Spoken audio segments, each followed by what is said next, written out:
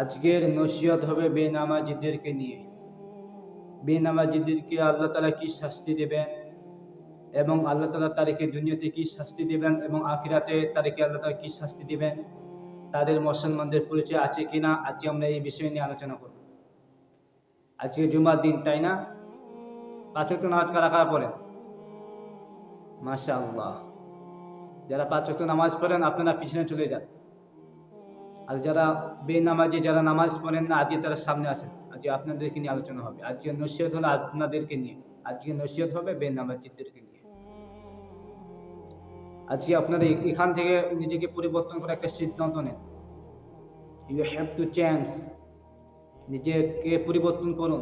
এখান থেকে আজকে নিজেকে পরিবর্তন না করতে পারেন, তা আমি মনে করবো কিয়ামত পর্যন্ত আপনি যত কোরআন হাদিস শুনেন, কোনোদিন নিজেকে আর পরিবর্তন করতে পারবেন না। আজকের নসিহত হবে বেনামাজিদেরকে নিয়ে। আজকের আলোচনা হবে বেনামাজিদেরকে নিয়ে। বেনামাজি ভাইরা আপনার সামনে চলে আসেন, সামনে আসেন। নামাজ ইসলাম ধর্মের স্থান বা ক্ষতিস্বরূপ। যে ব্যক্তিটা কায়েম বা আদায় করে সে ইসলাম ধর্মকে নিরাপদ রাখলো, আর যে ব্যক্তি তরক বা পরিত্যাগ করে সে ইসলাম ধর্মকে বিনাশ বা ধ্বংস করলো। আল হাদিস। হাদিসের মধ্যে এসেছে রাসূল কারীম সাল্লাল্লাহু আলাইহি ওয়াসাল্লাম বলেছেন, যারা নামাজ পড়তে অবহেলার অলসতা করে আল্লাহ তাআলা তাদের জন্য 12 প্রকারের শাস্তি নির্ধারণ করেছে। যারা নামাজ পড়তে অবহেলার অলসতা করে আল্লাহ তাআলা তাদের জন্য 12 প্রকারের শাস্তি নির্ধারণ করেছেন। 3 প্রকার দুনিয়াতে, 3 প্রকার মৃত্যুর সময়, 3 প্রকার কিয়ামত বা হাসরের দিনে, 3 প্রকার কবরের মধ্যে। 3 প্রকার আল্লাহ তাআলা তাকে দুনিয়াতে যে শাস্তি দিবেন, আল্লাহ তাআলা তার ধন সম্পদ আয় বরকত কেড়ে নেবেন, নেক আমল তার কাছ থেকে চিরদিনের জন্য উধাও হয়ে যাবে এবং সে মুমিন লোকের কাছে শত্রু বলে বিবেচিত হবে। এই 3টা শাস্তি কোথায় দিবেন? এই 3টা শাস্তি দিবেন দুনিয়াতে। মৃত্যুর সময় 3টা শাস্তি দেওয়া হবে। তার রূহ বা আত্মা কবজ করার সময় এত অধিক পিপাসায় সে ছটফট করতে থাকবে, তাকে যে দুনিয়ার সমস্ত পানি নিবারণ করা হয়, খাওয়ানো হয়, তারপর তার পিপাসা নিবারণ করা হবে না। কঠিনভাবে তার রূহ কবজ করা হবে। মৃত্যুর যন্ত্রণায় অস্থির হয়ে তাকে বেঈমান হয়ে মারা হবে, কাফের হয়ে মারা হবে, মুশরিক হয়ে মারা হবে। কবরের মধ্যে 3টা শাস্তি দেবেন। তার উপর হিসাব নিকাশ কঠিন হবে। মুনকার নাকির যখন ফেরেশতারা তাকে জিজ্ঞাসা করবে, মান রাব্বুকা ওয়া মা দীনুকা ওয়া মা কুনতা তাকুলু ফি হাযা রাসূলুল্লাযী বু'থা ফীকুম। কবরের মধ্যে 4টা প্রশ্ন করা হবে। যখন তাকে প্রশ্ন করা হবে মান রাব্বুকা, সে প্রশ্নের উত্তর দিতে পারবে না। যখন তাকে প্রশ্ন করবে ওয়া মান নাবিয়ুকা, তোমার নবীকে, তখন সে প্রশ্নের উত্তর দিতে পারবে না। ওয়া মা দীনুকা, তোমার দিনকে, তখন সে উত্তর দিতে পারবে না।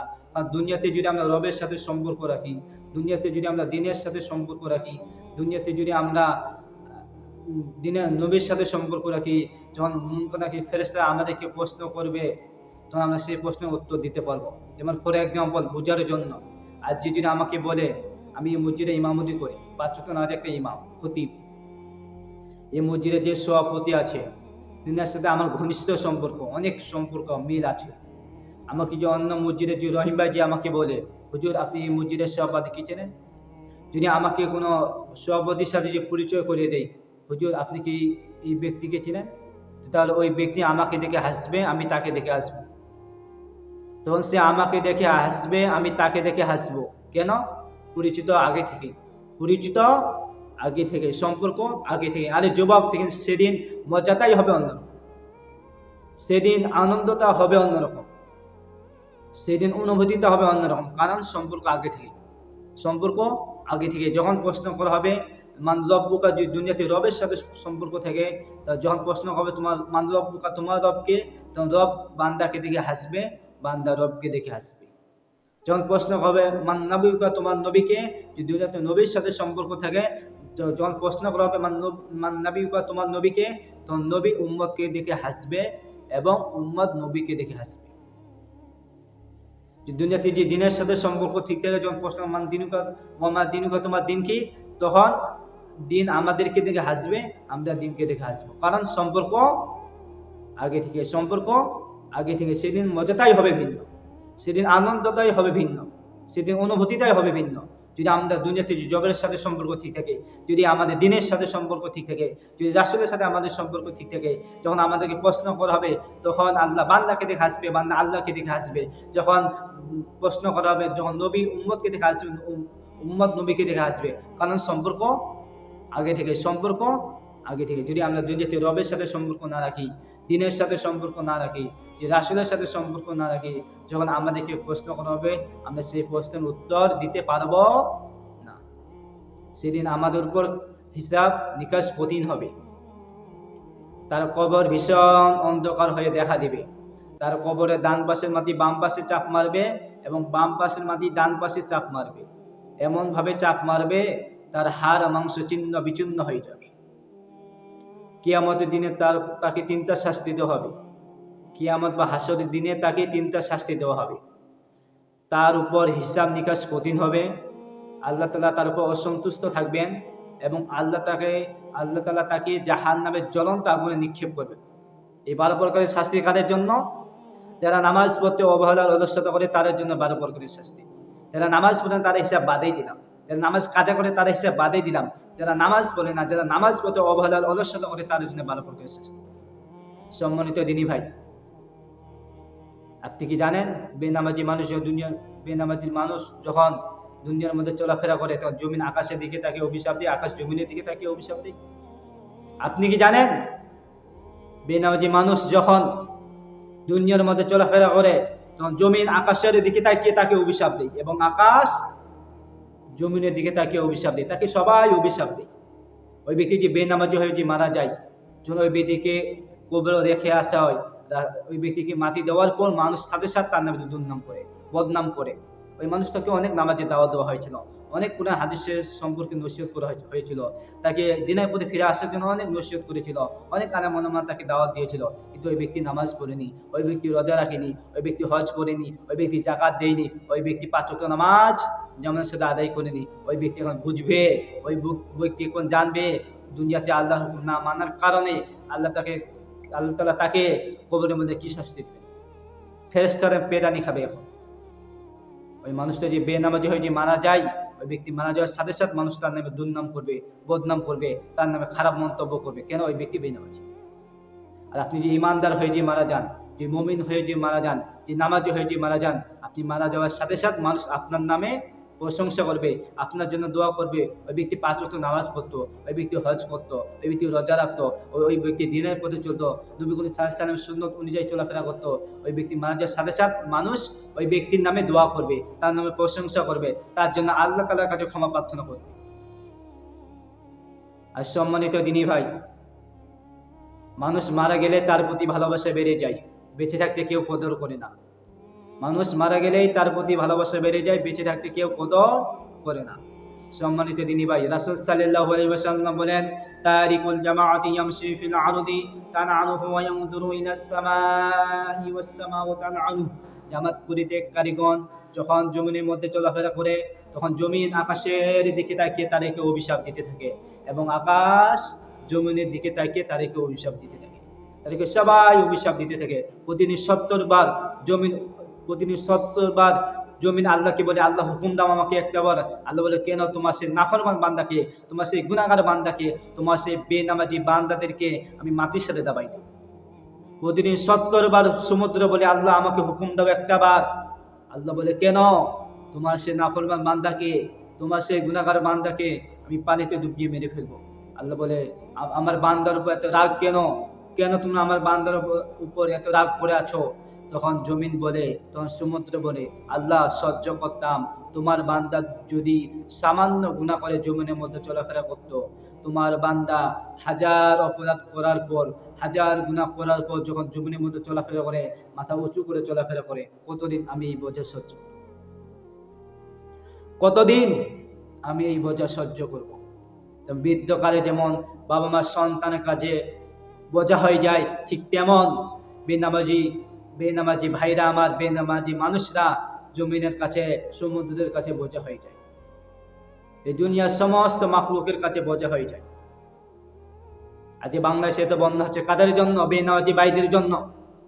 আজ বাংলাদেশে তো ঝড় বৃষ্টি ভূমিকম্প হচ্ছে কেন বেনামাজের জন্য। এই বাংলাদেশে এত আলেম ওলামা থাকার পরও, এই বাংলাদেশে এত হুজুর থাকার পরও, মসজিদ মাদ্রাসা থাকার পরও কেন এই বাংলাদেশে বন্যা হচ্ছে, কেন এই বাংলাদেশে আজাব হচ্ছে, কেন আল্লাহর পক্ষ থেকে পাথর বৃষ্টি হচ্ছে বেনামাজিদের জন্য। বেনামাজিদের জন্য আজ আমাদের এই বাংলাদেশে এই সমস্যা দেখা দিচ্ছে। সম্মানিত দিনী ভাই, আমি আপনাদের একটা হাদিস বলি, এই হাদিসটা নিজে পরিবর্তন করার চেষ্টা করেন। যদি আপনি এই হাদিসটা নিজে পরিবর্তন না করতে পারেন, তাহলে আমি মনে করবো যতগুলো বাংলাদেশের হাদিসের বই আছে, বুখারী শরীফ, মুসলিম শরীফ, তিরমিজি, আবু দাউদ, ইবনে মাজাহ, যতগুলো হাদিসের বই আছে, কোনো হাদিসের বই পড়ে আপনার গায়ে লাগবে না, কোনো হাদিসের বই আপনার শুনে কাজে আসবে না। যে এই হাদিসটা শোনার পর আপনি নিজেকে যে পরিবর্তন না করতে পারেন, নিজেকে যদি দিনের পর না ফিরে আনতে পারেন, নিজে যদি একটু চান্স পরিবর্তন না করতে পারেন, তাহলে আমি মনে করবো এই বাংলাদেশের যতগুলো হাদিসের বই আছে, কোনো হাদিসের বই আপনার গায়ে লাগবে না, কোনো হাদিসের বই আপনার কাজে আসবে না। আকিল ইবনে আবু তালেব হতে বর্ণিত, তিনি বলেন, আকিল ইবনে আবু তালেব হতে বর্ণিত, তিনি বলেন, আমি নবী করিম সাল্লাল্লাহু আলাইহি ওয়াসাল্লামের সাথে এরকম একটা দিনী মজলিসে বসেছিলাম। সেখানে আমি এমন একটা আশ্চর্য জিনিস দেখলাম, যে জিনিসটা দেখে আমার আল্লাহর প্রতি ঈমান বেড়ে গেল। সুবহানাল্লাহ। আমি দেখলাম একজন সাহাবা এক বুজুর্গর কাছ থেকে উট কিনেছিলেন। ওই উটটাকে কিনে নেওয়ার পর তিনি তার বাড়িতে নিয়ে গেলেন। বাড়িতে নিয়ে যাওয়ার পরে একদিন 2 দিন থাকার পর তৃতীয় দিন উট পালিয়ে এসেছে রাসূলুল্লাহ সাল্লাল্লাহু আলাইহি ওয়াসাল্লামের দরবারে। রাসূলুল্লাহ সাল্লাল্লাহু আলাইহি ওয়াসাল্লাম এরকম একটা দিনী মজলিসে বসেছিলেন। তখন ওই উটটা রাসূলুল্লাহ সাল্লাল্লাহু আলাইহি ওয়াসাল্লামের দরবারে আসলেন। আসার পর রাসূলুল্লাহ সাল্লাল্লাহু আলাইহি ওয়াসাল্লাম বললেন, ও সাহাবারা, তোমরা কি জানো এই উটটা কার? সাহাবারা বললেন, হ্যাঁ, আমরা জানি না এই উটটা কার। রাসূল সাল্লাল্লাহু আলাইহি ওয়াসাল্লাম বলেন, তাহলে তোমরা এই উটটাকে একটা খুঁটির মধ্যে বেঁধে দাও আর ঘোষণা দিয়ে দাও এর উটের মালিককে, উটের মালিক এসে উটটাকে নিয়ে যায়। তো রাসূলুল্লাহ সাল্লাল্লাহু আলাইহি ওয়াসাল্লামের কথাতে সাহাবারা তাই করলেন। তো কিছুক্ষণ পর উটের মালিক আসলো। মালিক আসার পর বলতেছি, ইয়া রাসূলুল্লাহ, এই উট আমার। রাসূল সাল্লাল্লাহু আলাইহি ওয়াসাল্লাম বললেন, তুমি কি সত্যি বলছো এটা তোমার? তুমি সাহাবা বললেন, হ্যাঁ ইয়া রাসূলুল্লাহ, আমি সত্যি বলছি, এই উট আমার। রাসূল সাল্লাল্লাহু আলাইহি ওয়াসাল্লাম বললেন, তোমারও তুমি নিয়ে যাও। তখন ওই উটের মালিক কি করতেছে, উটটাকে নিয়ে যাচ্ছে, ওই উটটা ওই মালিকের বাড়িতে যাচ্ছে না। তো ওই উটের মালিক কি করলো, উটের পিঠের মধ্যে, তার শরীরের মধ্যে লাঠি দিয়ে আঘাত করতেছে, তারপরে উটটা ওই মালিকের বাড়িতে যাচ্ছে না। রাসূল সাল্লাল্লাহু আলাইহি ওয়াসাল্লাম ভাবলেন নিশ্চয়ই কারণ আছে। এই কারণ জানার জন্য তিনি আল্লাহ পাকের দরবারে দোয়া করলেন, হে আল্লাহ, তুমি এই উটের জবান খুলে দাও। রাসূল সাল্লাল্লাহু আলাইহি ওয়াসাল্লাম দোয়াতে আল্লাহ উটের জবান খুলে দিল। বলেন সুবহানাল্লাহ। রাসূল সাল্লাল্লাহু আলাইহি ওয়াসাল্লাম জিজ্ঞাসা করলেন, হে উট, সে তো তোমার মালিক, সে তো তোমাকে এত টাকা দিয়ে কিনে নিয়েছে, তবে তুমি তোমার মালিকের বাড়িতে যাও না কেন?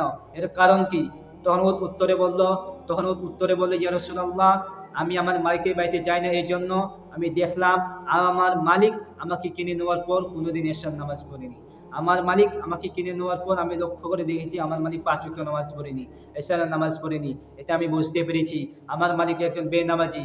ইয়া রাসূলুল্লাহ, আমি বুঝতে পেরেছি আমার মালিক একজন বেনামাজি। আর বেনামাজির বাড়িতে কখন বিপদ আসবে, কোন আল্লাহর গজব আসবে। ইয়া রাসূলুল্লাহ, বিপদ আপদ বলে আসে না, গজব আযাব বলে আসে না। ইয়া রাসূলুল্লাহ, আমি আল্লাহর বিপদে ভয়ে পালিয়ে এসেছি, আমি আল্লাহর গজবের ভয়ে পালিয়ে এসেছি। চিন্তা করে দেখেন, একটা উটের ভিতরে, একটা বন্যপ্রাণীর ভিতরে যে আল্লাহর ভয় থাকে, ওই ব্যক্তি নামাজ পড়েনি বলে ওই ব্যক্তির বাড়িতে আল্লাহর বিপদ আসবে, আল্লাহর আযাব আসবে, আল্লাহর গজব আসবে। ওই ব্যক্তি নামাজ পড়েনি বলে ওই ব্যক্তির বাড়িতে আল্লাহর বিপদ আসবে, আযাব আসবে। একটা বন্যপ্রাণীর ভিতরে যে আল্লাহর ভয় থাকে, ওই ভয়ে তিনি ওই ব্যক্তির বাড়ি থেকে পালিয়ে এসেছে। চিন্তা করে দেখেন, আমরা রক্ত মাংসের মানুষ, আল্লাহ তো আমাদের জ্ঞান দিয়েছেন, বিবেক দিয়েছেন। আমরা যদি সেই জ্ঞান অনুযায়ী নামাজটাকে না বুঝতে পারি, আমাদের মতো হতভাগ্য কেউ নাই, আমাদের মতো হতভাগ্য কেউ নাই। সম্মানিত দিনী ভাই, নিজেরাও নামাজ পড়ি, অপরকে নামাজ পড়ার জন্য উৎসাহিত করি, তাগিদ করি, দাওয়াত দিই। যদি আমরা বেনামাজি মানুষদেরকে যদি নামাজের দাওয়াত না দিই, যদি তাদেরকে কোনো হাদিস সম্পর্কে অনুসরণ না করি, তাহলে আমরা কাল কিয়ামতের দিন আল্লাহর কাছে ধরা খেয়ে যাব। আল্লাহর কাছে আমরা ধরা খেয়ে যাব। তোরে বেনামাজি মানুষগুলো বলবে, আল্লাহ, ওই মানুষটা যে নামাজ পড়তো, ওই মানুষটা আমাকে কখনো নামাজের দাওয়াত দেয়নি। ওই মানুষটা কোরআন হাদিস এত জানতো, সে কখন আমাকে কোনোদিন কোরআন হাদিসের সম্পর্ক নিশ্চয় করেনি। তখন আপনি আল্লাহর দরবারে ধরা খেয়ে যাবেন। তখন ওই ব্যক্তির বেনামাজির শাস্তি আপনিও ভোগ করবেন। সেজন্য সম্মানিত দিনী ভাই, নিজেরাও নামাজ পড়ি এবং অপরকে নামাজ পড়ার জন্য উৎসাহিত করি। আর বেঁচে থাকতে আমরা কোনো ফরজ নামাজ কাজা করব না। বেঁচে থাকতে কখনো ফরজ নামাজ কাজা করব না, কারণ আল্লাহ তাআলার কাছে সবচেয়ে দামি নামাজ হচ্ছে ফরজ। ফরজ নামাজ সবচেয়ে দাম, সবচেয়ে প্রিয়। আপনি সারা জীবন যদি নফল নামাজ পড়ে জিন্দেগি শেষ করে দেন, আল্লাহ তাআলার কাছে একটা ফরজ নামাজের সমতুল্য হবে। হযরত ইবনে আব্বাস রাদিয়াল্লাহু তাআলা আনহুকে একজন সাহাবা জিজ্ঞাসা করলেন, হে ইবনে আব্বাস, আপনার ওই ব্যক্তির সম্পর্কে কি ধারণা হয় যে ব্যক্তি সারা রাত ইবাদত করে, কুরআন তেলাওয়াত করে, জিকির করে, দিনের বেলা নফল রোজা রাখে, কিংবা সে ফরজ নামাজ পড়ে না, কিংবা সে জামাতের শরীক হয় না, ওই ব্যক্তি ওই অবস্থায় যদি মারা যায়, ওই ব্যক্তি পরকালে কোথায় যাবে? জান্নাতে যাবে না জাহান্নামে যাবে? হযরত ইবনে আব্বাস রাদিয়াল্লাহু তাআলা আনহু বললেন, ওই ব্যক্তি জাহান্নামে যাবে। কারণ আল্লাহ তাআলার কাছে সবচেয়ে দামি নামাজ হচ্ছে ফরজ। ফরজ নামাজ সবচেয়ে প্রিয়, সবচেয়ে বেশি দাম। আপনি যদি সারা জীবন নফল নামাজ পড়ে জিন্দেগি শেষ করে দেন, এই নফল নামাজ পড়ে যদি তামাম আপনার এই জীবন শেষ করে দেন, নফল সুন্নাত পড়ে যদি জিন্দেগি শেষ করে দেন, আল্লাহ তাআলার কাছে একটা ফরজ নামাজের সমতুল্য হবে না। আল্লাহ তাআলার কাছে একটা ফরজ নামাজের সমতুল্য হবে না। আল্লাহ তাআলার কাছে সবচেয়ে দামি নামাজ হচ্ছে ফরজ। ফরজ নামাজ সবচেয়ে দাম, সবচেয়ে প্রিয়। তাই বলে আমি এই কথাটা বলতেছি না যে আপনি নফল নামাজ ছেড়ে দেন, সুন্নত নামাজ ছেড়ে দেন না, এগুলো পড়বেন, কিন্তু কখনো ফরজ নামাজ কাজা করবেন না। ফরজ নামাজ কখনো কাজা করবেন না। আর নামাজের কিছু মাসলা মাসাইল আছে, যে মাসাইলগুলো আমাদের জানা অত্যন্ত জরুরি। যে মাসাইলের মধ্যে আমাদের সমস্যা হয়ে থাকে, হযরত মুজাদ্দিদ আল হাসানী তিনি তার মাকতুবাতে লিখেছেন, নামাজের দণ্ডায়মান অবস্থায় চোখের দৃষ্টি সেজদার দিকে রাখা, এবং রুকুর সময় পায়ের দিকে রাখা, এবং সেজদার সময় নাকের দিকে রাখা, এবং শেষ বৈঠকে বসার সময় চোখের দৃষ্টি হাতের দিকে রাখা। নবী করিম সাল্লাল্লাহু আলাইহি ওয়াসাল্লাম বলেন, তোমাদের মধ্যে সর্বনিকৃষ্ট জঘন্যতর ওই ব্যক্তি যে নামাজ চুরি করে থাকে। যে নামাজ চুরি করে থাকে। সাহাবীগণ আরজ করলেন, ইয়া রাসূলুল্লাহ, নামাজ কিভাবে চুরি করা যায়? রাসূল সাল্লাল্লাহু আলাইহি ওয়াসাল্লাম বললেন, যে ব্যক্তি রুকু সাজদা সঠিক নিয়মে আদায় করে না, সঠিক নিয়মে পড়ে না, ওই ব্যক্তিই হচ্ছে নামাজ চোর। ওই ব্যক্তি হচ্ছে কি? নামাজ চোর। তাহলে কি আমাদের নামাজে রুকু সাজদা সহিভাবে আদায় করতে হবে। এই নামাজে রুকু সাজদা আমাদেরকে সুন্দরভাবে আদায় করতে হবে।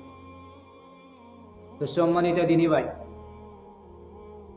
কোন হাদিসে এসেছে জাহান্নামে অর্থাৎ দোজখে লমলম নামক একটি গহীন জঙ্গল আছে। উক্ত জঙ্গলটির গর্দান হতের মতো বিষাক্ত সাপে পরিপূর্ণ। এক একটা সাপের লম্বা 1 মাসের রাস্তা বিস্তারিত হবে। যারা নামাজ পড়তে অবহেলার অলসতা করে, তাদের লমলম জাহান্নামে ছেড়ে দেওয়া হবে, এবং বিষাক্ত সাপেরা তাদেরকে দংশন করতে থাকবে। এই দংশনে তারা আযাব ভোগ করতে থাকবে।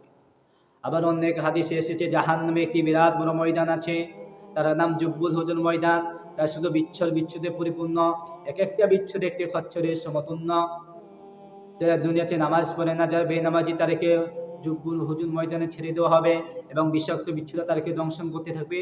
সে দংশনে তারা আযাব ভোগ করতে থাকবে। আল্লাহর হাবিব সাল্লাল্লাহু আলাইহি ওয়াসাল্লাম বলেছেন, যে ব্যক্তি জেনে শুনে এক ওয়াক্ত ফরজ নামাজ ত্যাগ করে, তার নাম জাহান্নামের দরজায় লেখা হয়, অবশ্যই তাকে জাহান্নামে প্রবেশ করতে হবে। রাসূল সাল্লাল্লাহু আলাইহি ওয়াসাল্লাম বলেন, মান তারাকা সালাতা হাত্তা মাদা ওয়াক্তাহা সুম্মা কাদা আযাবা ফিন নারি ওয়া হুকুবা। যে ব্যক্তি জেনে শুনে এক ওয়াক্ত ফরজ নামাজ ত্যাগ করে, অর্থাৎ নামাজের সময় থাকতে, অর্থাৎ যত সময় নামাজ পড়ে না, বাট ওই ব্যক্তি আবার পরে ওই নামাজটা আদায় করে নেয়, ওই ব্যক্তি যত সময় নামাজ না আদায় করার কারণে কাল জাহান্নামে থেকে 1 হকবা শাস্তি ভোগ করতে হবে। কাল জাহান্নামে ওই ব্যক্তিকে 1 হকবা শাস্তি ভোগ করতে হবে। 80 বছর 1 হকবা, দুনিয়াতে 365 দিনে 1 বছর। যদি আমরা এই 1 হকবাকে যদি ভাগ করি, 1000 বছরের সমতুল্য। যদি আমরা কিলোমিটারে দিয়ে যদি আমরা ভাগ করি, হিসাব করি, যে এই 1 হকবাকে যদি হিসাব করি, 2,88,00,000 বছর ওই ব্যক্তিকে জাহান্নামে আগুনে জ্বলতে হবে, শুধু 1 ওয়াক্ত ফরজ নামাজ কাজা করার কারণে। 2,88,00,000 বছর জাহান্নামের আগুনে জ্বলতে হবে, শুধু 1 ওয়াক্ত ফরজ নামাজ কাজা করার কারণে। আল্লাহ তাআলা সূরা নাবার মধ্যে বলেন, ইন্না জাহান্নামা কানাত মিরসাদা লিত্তাগিনা মাআবা লাবিতিনা ফিহা আহকাবা লা ইয়াদুকুনা ফিহা বারদান ওয়ালা শারাবা ইল্লা হামিমান ওয়া ওয়াসাকা জাযাআন ওয়াফাকা। নিশ্চয়ই জাহান্নাম অপেক্ষায় রয়েছে অবাধ্যকারীদের জন্য, যাতে তারা বেনামাজিদের জন্য, যাতে তারা বহু বাবা দীর্ঘকাল অবস্থান করবে, এবং ফুটন্ত পুঁজ দিয়ে তাদের খাদ্য বানানো হবে। এটাই হলো তাদের প্রতিফল, এটাই হলো তাদের প্রতিফল। সম্মানিত দিনী ভাই, যারা আপনারা লোক দেখানোর জন্য নামাজ পড়েন, আপনাদেরকে আমি একটা নসিহত বলতেছি, আপনাদেরকে আমি একটা কথা বলতেছি। যারা আপনারা লোক দেখানোর জন্য নামাজ পড়েন, আপনাকে নামাজ না পড়েও সমাজের মানুষ কি বলে, আমি নামাজ পড়ি না, আমার ইমান ঠিক আছে। বাহ, খুব সুন্দর কথা। কিভাবে কথাটা বলতে পারবো? নামাজ ছাড়া মুসলমানের পরিচয় থাকলে ওই ব্যক্তি কিভাবে বলে আমি নামাজ পড়ি না, আমার ইমান ঠিক আছে? যারা বলে আমি নামাজ পড়ি না, আমার ইমান ঠিক আছে, ওই ব্যক্তি জুতা দিয়ে মারবে। ও কুকুরের চাইতে নিকৃষ্ট। তোমার চেয়ে কুকুরও ভালো আছে, কুত্তাও ভালো আছে। নামাজ ছাড়া মুসলমানের পরিচয় থাকে না। মান তারাকা সালাতা মুতাআম্মাদান ফাকাদ কাফারা, যে ব্যক্তি নামাজ ছেড়ে দিল সে কুফরি করলো। বাইনাল আবদি ওয়া বাইনাল কুফরি তারকুস সালাত, মুমিন ব্যক্তি এবং কাফের ব্যক্তির মধ্যে পার্থক্য হলো নামাজ ছেড়ে দেওয়া। তাহলে তুমি কিভাবে পরিচয় দাও আমি নামাজ পড়ি না, আমার ইমান ঠিক আছে? এই বেটা, আমি নামাজ পড়ি না, ইমান ঠিক আছে, ধর্মকে পাগল পেয়েছ না? সময় থাকতে ফিরে আসো। নামাজ ছাড়া মুসলমানদের পরিচয় থাকে না, নামাজ ছাড়া মুসলমানদের ইমান থাকে না। মুসলমানদের পরিচয় হলো নামাজ, মুসলমানদের পরিচয় হলো ইমান। আর যারা আপনারা লোক দেখানোর জন্য নামাজ পড়েন, আপনাদেরকে নামাজ না পড়ায় উত্তম। লোক দেখানোর জন্য নামাজ পড়ে কোনো লাভ নেই। নামাজ পড়তে হবে আল্লাহকে রাজি খুশি করার জন্য, আল্লাহর সন্তুষ্টির জন্য। যারা লোক দেখানোর জন্য নামাজ পড়ে তাদের জন্য পর্যাপ্ত ওয়েল দোজক তৈরি করা হয়েছে। দুই শ্রেণীর মানুষের জন্য ওয়েল দোজক তৈরি করা হয়েছে। এক, কখন নামাজের সময় হলো এবং কখন তা অতীত হয়ে গেল সেদিকে তাদের খেয়াল বা লক্ষ্য না রাখা, যতটুকু নামাজ কাজে হয়েছে। দুই, নামাজ পড়া হয় বটে, নামাজের মধ্যে দিল মন সাংসারিক কাজে ঘুরে বেড়ায়। তিন, যে ব্যক্তি নামাজ পড়ে ধ্যান শূন্য হয়ে নামাজ পড়ে নামাজে কত রাকাত হলো সেটা সে ভুলে যায়, ওর জন্য ওই দোজক তৈরি করা হয়েছে। চার, ফাওয়াইলুল লিল মুসলিমিন, যারা লোক দেখানোর জন্য নামাজ পড়ে তাদের জন্য পর্যাপ্ত ওই দোজক তৈরি করা হয়েছে। তো দুই শ্রেণীর মানুষের জন্য ওই দোজক তৈরি করা হয়েছে। যারা লোক দেখানোর জন্য নামাজ পড়ে তাদের জন্য ওই দোজক জাহান্নাম তৈরি করা হয়েছে। তাহলে কি আপনি লোক দেখানোর নামাজ পড়ো, আপনাকে জাহান্নামে যেতে হবে। আপনাকে লোক দেখানোর জন্য আপনি নামাজ পড়েন, আপনাকে লোক দেখানোর জন্য নামাজ পড়ার পরও আপনাকে জাহান্নামে যেতে হবে।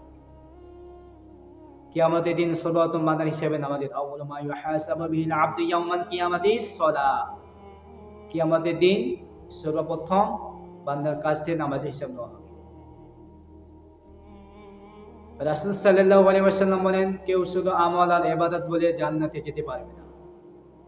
কেউ শুধু আমল আর ইবাদত বলে জান্নাতে যেতে পারবে না। একজন সাহাবা জিজ্ঞাসা করলেন, ইয়া রাসূলুল্লাহ, তাহলে আপনিও কি নবী জান্নাতে যেতে পারবেন না? ইয়া রাসূলুল্লাহ, আপনি কি নবী জান্নাতে যেতে পারবেন না? রাসূল সাল্লাল্লাহু আলাইহি ওয়াসাল্লাম বলেন, ও সাহাবারা, আমিও নবী জান্নাতে যেতে পারবো না যদি আমার রব রহমত না করে, যদি আমার রব তার কাছে অসীম রহমতে তার কাছে টেনে না নেই, আমিও নবী জান্নাতে যেতে পারবো না। যা জান্নাতে যাবে আল্লাহর রহমতে যাবে, আল্লাহর দয়াতে যাবে। আল্লাহর দয়া ছাড়া কেউ জান্নাতে যেতে পারবে না।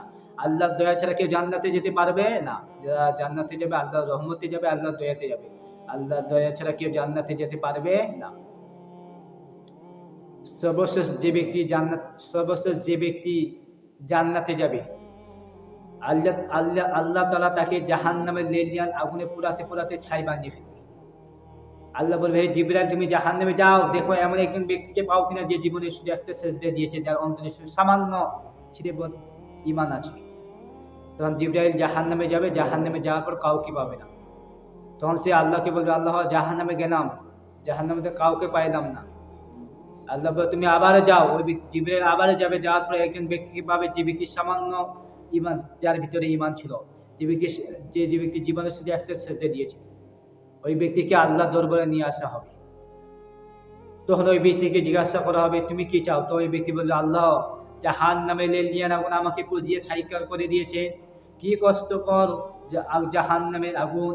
আল্লাহ, সে জাহান্নামের আগুন আমি সহ্য করতে পারছি না। আল্লাহ, তোমার কাছে কিছুই চাই না, শুধু এতটুকু চাই, তুমি আমাকে জাহান্নামের আগুন থেকে এমন এক দূরত্বে রাখো যেন জাহান্নামের আগুন আমাকে স্পর্শ করতে না পারে। তো ওই ব্যক্তিকে জাহান্নামের আগুন থেকে দূরে রাখা হবে। রাখার পর তো ওই ব্যক্তি অনেকদিন থাকার পর এই ব্যক্তি চিন্তা করবে, ভাবতে থাকবে, আমি যে জাহান্নামের আগুন থেকে বেঁচে গেলাম, একবার তারাই করে দেখি জান্নাতে দেখতে কিরকম। তখন সে আল্লাহকে ডাকতে থাকবে, আল্লাহ মাবুদ, আল্লাহ কি হয়েছে, কি জন্য আমাকে ডাকছো? আল্লাহ তোমার কাছে কিছুই চাই না, শুধু এতটুকু চাই জান্নাতটা দেখতে কিরকম। তখন আল্লাহ বলবে, আমি তো জান্নাত এমনিতে দেখাই না, জান্নাত দেখতে হলে আমাকে ওয়াদা দিতে হবে। এটা প্রথম, তুমি প্রথম জান্নাত দেখার পর দ্বিতীয়বার আমার কাছে কিছু চাইবে না। তখন ওই ব্যক্তি আল্লাহকে ওয়াদা দিবে, আল্লাহ ঠিক আছে, ওই ব্যক্তিকে দূর থেকে জান্নাত দেখানো হবে। জান্নাতের মনে দৃশ্য দেখে ওই ব্যক্তি পাগল হয়ে যাবে। তখন ওই ব্যক্তি আল্লাহর প্রথম ওয়াদা বলে গিয়ে দ্বিতীয়বার আল্লাহকে আবার ডাকতে থাকবে, আল্লাহ মাবুদ, আল্লাহ যে কি হয়েছে, কি জন্য আমাকে ডাকছো? তখন ওই ব্যক্তি বলবে, আল্লাহ তোমার কাছে কিছুই চাই না, শুধু একটুটুকু চাই, জান্নাত দেখতে কিরকম, জান্নাতের কাছ থেকে আমি দেখতে চাই। তখন আল্লাহ বলে ঠিক আছে, তোমাকে জান্নাতের দরজার কাছ থেকে দেখাবো, কিন্তু তৃতীয়বার কিছু চাওয়া যাবে না। তখন ওই ব্যক্তি আল্লাহকে ওয়াদা দিবে, আল্লাহ ঠিক আছে, আমি আর তৃতীয়বার কিছুই চাইবো না। তখন ওই ব্যক্তিকে জান্নাতের কাছ থেকে দেখানো হবে।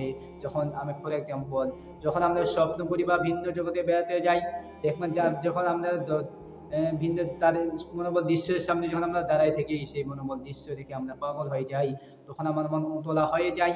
তখন আমরা বলতে থাকি, আমাদের মন বলতে থাকে, ওই ভিতরে আমি আরো ঢুকতে চাই, ভিতরে আরো কত সুন্দর আছে। তখন ওই ব্যক্তিকে জান্নাতের দরজার কাছ থেকে দেখানো হবে, ওই ব্যক্তি জান্নাতের মনোমল দৃশ্য দেখে পাগল হয়ে যাবে। তখন ওই ব্যক্তি দ্বিতীয় কথা বলে গিয়ে দ্বিতীয়বার বলে গিয়ে তৃতীয়বার আল্লাহকে আবার ডাকতে থাকবে। তখন আল্লাহকে বলবে, আল্লাহ মাবুদ, আল্লাহ কি হয়েছে, কি জন্য আমাকে ডাকছো? তখন ওই ব্যক্তি বলবে, আল্লাহ তোমার কাছে কিছুই চাই না, শুধু এতটুকু চাই, জান্নাতটা দেখতে, জান্নাতের দরজার কাছ থেকে আমি দেখতে চাই, জান্নাতের কাছ থেকে আমি দেখতে চাই। তখন আল্লাহ বলে, ঠিক আছে, তোমাকে আমি জান্নাতের কাছ থেকে দেখাবো, শুধু বা কিছু চাওয়া যাবে না।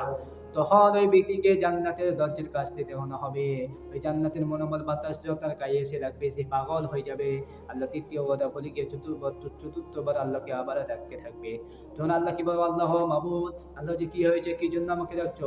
আল্লাহ আমাকে হতভাগ্য বানাইয়ে তোমার কি লাভ, আমাকে হতভাগ্য বানাইয়ে তোমার কি লাভ, আমার গুনাহগার বান্দাকে, নাফরমান বান্দাকে তুমি জান্নাত দিয়ে যাও, আমাকে হতভাগ্য বানাইয়া তোমার কি লাভ? তখন আল্লাহ বলবে, ধ্বংস তুই নিজে এবং ধ্বংস তোর বংশধর, তুই ফেরাউনের চেয়ে বেশি বাটপার, তুই নমরুদের চেয়ে বেশি বাটপার, কারণ তুই ওয়াদা দিস আর ওয়াদা ভঙ্গ করিস। তখন ওই ব্যক্তি আল্লাহ থেকে কাউতি মিনতি করতে থাকবে, অনুনয় বিনয় করতে থাকবে, আল্লাহ দয়া হয়ে যাবে, মায়া হয়ে যাবে। তখন আল্লাহ বলবে, তুমি জান্নাতে চলে যাও। ওই ব্যক্তি জান্নাতে সুসম্পদ পাওয়ার সাথে সাথে, জান্নাতের ভিতরে প্রবেশ করার সাথে সাথেই ডরাইতে থাকবে।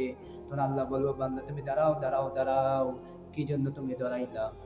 তখন ওই বান্দা বলবে, ওই ব্যক্তি বলবে, আল্লাহ প্ল্যান তো কম করি নাই, চেষ্টা তো কম করি নাই, বহু বহু চেষ্টা করার পর, বহু পরিকল্পনা করার পর জান্নাতের ভিতরে ঢুকতে পেরেছি।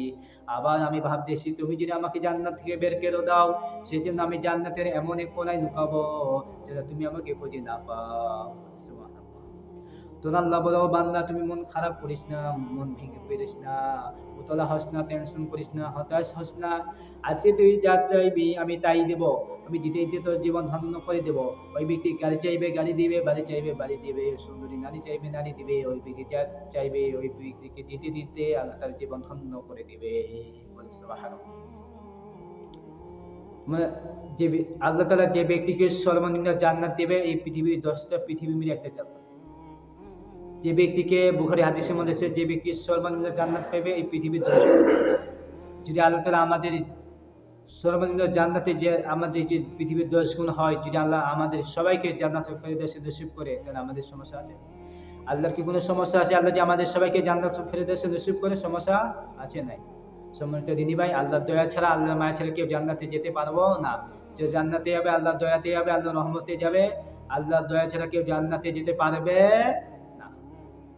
সম্মানিত দিনী ভাই, আমার রব কতটা দয়াবান, আমার রব কতটা দয়াবান। যদি আমাদের রবের দিকে তাকাইতে, আমাদের রবের রহমতের দিকে তাকাইলে, আমাদেরকে এমনিতে আল্লাহর ইবাদত করা দরকার, আমাদেরকে আল্লাহর ইবাদত এমনিতে করা দরকার। যে রব আমাদেরকে তার অফুরন্ত নিয়ামত দান করেছেন, যে রব আমাদেরকে যেগুলো তার নিয়ামত দিয়েছেন, এই পৃথিবীর শত শত সম্পদের চেয়েও দামি, শত শত এই পৃথিবী বিক্রি করলে আল্লাহ একটা নিয়ামতের চেয়েও দামি হবে, যে রব্বুল আলামিন আমাদেরকে নিয়ামতগুলো দিয়েছেন। যদি আমি আল্লাহর একটা নিয়ামত আপনার কাছে যে আমি কিনে নিতে চাই, আপনি কি বিক্রি করতে পারবেন? যদি আমি আপনাকে বলি 50 লক্ষ টাকা দেবো, আপনি 2টা কিডনি বিক্রি করেন, আপনি কি দিবেন? দিবেন না, কারণ এটা কার দেওয়া নিয়ামত? আল্লাহ দেওয়া নিয়ামত। যদি আমি আপনাকে বলি 1 কোটি টাকা দিব, আপনার 2টা চক্ষু আমাকে দান করুন, আপনি কি আমাকে দিবেন? দিবেন না। চক্ষুটা কার দেওয়া নিয়ামত? আল্লাহর দেওয়া নিয়ামত। সুস্থতা কার দেওয়া নিয়ামত? আল্লাহর দেওয়া নিয়ামত।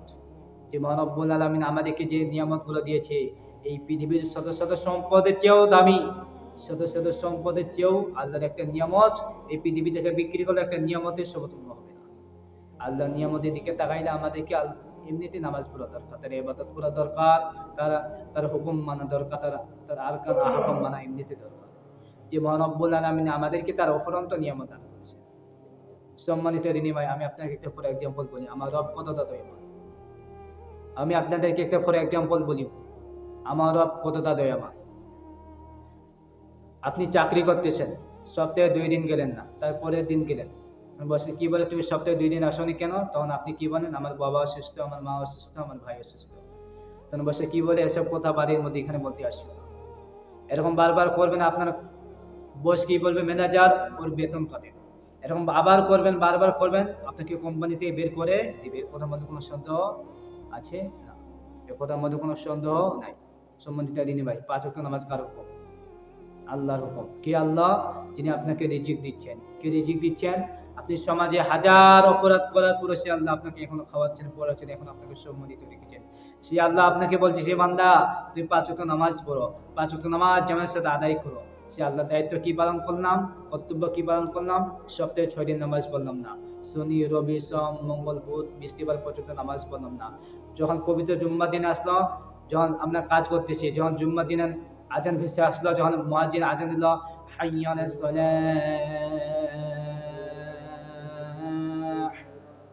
হাইয়া আলাল ফালাহ,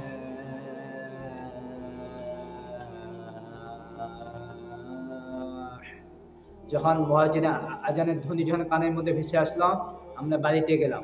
বাড়িতে যাওয়ার পর গোসল করলাম, গোসল করে উঁচু করে মসজিদে রওনা দিলাম। মসজিদে রওনা দেওয়ার পর একদিন ভাই জিজ্ঞাসা করলো, ভাই আপনি কোথায় যাচ্ছেন? আপনি বললেন যে আমি মসজিদে যাচ্ছি। বলে যে মসজিদ কার ঘর? আপনি বলেন আল্লাহর ঘর। আপনি আল্লাহর ঘরে চলে গেলেন নির্ভয়ে, নির্টেনশনে, নির্হতাশায়। চলে যাওয়ার পর দেখলেন মসজিদের মধ্যে কোনো পাহারাদার নেই, কোনো রকম আপনি 2 রাকাত নামাজ পড়ে আপনি আবার দুনিয়ার ব্যস্ততার মধ্যে হারাই গেলেন, দুনিয়ার ধান্দায় হারাই গেলেন। তখন ওই ব্যক্তি হঠাৎ করে কি মনে হলো, আমি সপ্তাহে 2 দিন যাইনি বলে আমার বস আমাকে কত রকমের পড়াশোনা। এরকম বারবার করার কারণে আমাকে কোম্পানি থেকে বের করে দিয়েছে, আমার বেতন কেটে নিয়েছে। কোন আল্লাহর বান্দা আমি, কোন রবের বান্দা আমি? সপ্তাহে 6 দিন নামাজ পড়িনি, শনি রবি সোম মঙ্গল বুধ বৃহস্পতিবার পর্যন্ত আমি নামাজ পড়লাম না। পবিত্র জুম্মা দিন আসলো, 5টি নামাজ, 5টি হুকুম, 530টা হুকুম আমি নামাজের মধ্যে অমান্য করলাম। যখন পবিত্র জুম্মা দিন আসলো, তখন আমরা কি করলাম? যখন পবিত্র জুম্মা দিন আসলো, যখন মুয়াজ্জিন আজান দিল, আমি বাড়ি থেকে গোসল করলাম, গোসল করে উজু করে মসজিদে রওনা দিলাম। মসজিদে যাওয়ার পর দেখলাম মসজিদের দরজা খোলা, মসজিদের মধ্যে কোনো পাহারাদার নেই। মসজিদে প্রবেশ করার সময় ফেরেশতারা আমাকে কিছু বলে নাই, মুয়াজ্জিনও কিছু বলে নাই, ইমামও কিছু বলে নাই, তুমি আল্লাহর ঘর মসজিদে আসতে পারবে না, কারণ তুমি শনি রবি আসো। তুমি আল্লাহর ঘর প্রবেশ করতে পারবে না, ঢুকতে পারবে না, তুমি শনি রবি আসনি। কেউ আমাকে কিচ্ছু বলেনি। আমি 2 রাকাত নামাজ পড়লাম। নামাজ পড়ার পর আমি মসজিদে কোনো রকম 2 রাকাত নামাজ পড়ে আবার নামাজ পড়ে বের হয়ে গেলাম। আগে পরে কিছুই বললাম না। বাড়িতে গেলাম, বাড়িতে গিয়ে বললাম, মা আমাকে ভাত দাও। মা ভাত দিল। ভাতের দিকে তাকাই আমি লক্ষ্য করলাম, এই ভাত তো টাকার বিনিময়ে এসেছে, টাকার চাকরির মাধ্যমে এসেছে। আমি চাকরিতে যাইনি বলে আমাকে বস কোম্পানি থেকে বের করে দিয়েছে, আমার বেতন কেটে নিয়েছে। কোন রবের বান্দা আমি সপ্তাহে নামাজ পড়িনি, বছরে নামাজ পড়িনি, সারা বছর নামাজ পড়িনি বলে আমার রব আমাকে এখনো খাওয়াচ্ছেন, পড়াচ্ছেন, আমাকে সম্মানিত রেখেছেন, এখনো সুস্থতা দান করেছেন। তা দেখেন আমার রব কতটা দয়াবান। আমি এমন এক রবের বান্দা, আমি ফজর নামাজ না পড়াও সকালবেলা আমাকে খাবারের ব্যবস্থা করে দেন, চাকরির ব্যবস্থা করে দেন। তা দেখেন আমার রব কতটা দয়াবান। আমার রবের নিয়ামতের দিকে তাকাই না, আমাদেরকে আল্লাহর ইবাদত করার এমনিতেই দরকার। তা চিন্তা করে দেখেন সম্মানিত দিনী ভাই, আমার রব কতটা দয়াবান। আমরা রবের নিয়ামতের দিকে তাকাইয়ে আমরা 5 ওয়াক্ত নামাজকে পড়ার চেষ্টা করি এবং আমাদের ঈমানকে মজবুত করি এবং দিনের প্রতি ফিরে আসি। সম্মানিত দিনী ভাই, আমি কোন হাদিসে যে আলোচনা করলাম, আল্লাহ যেন আমাদের সবাইকে মানার বোঝার আমল করার তৌফিক দান করুক। সর্বপ্রথম আমাকে মানার এবং তার সাথে সাথে প্রত্যেকটি মুসল্লিকে মানার তৌফিক দান করুক। আমিন। ওয়া আখিরি দাওয়ানা আলহামদুলিল্লাহি রাব্বিল আলামিন।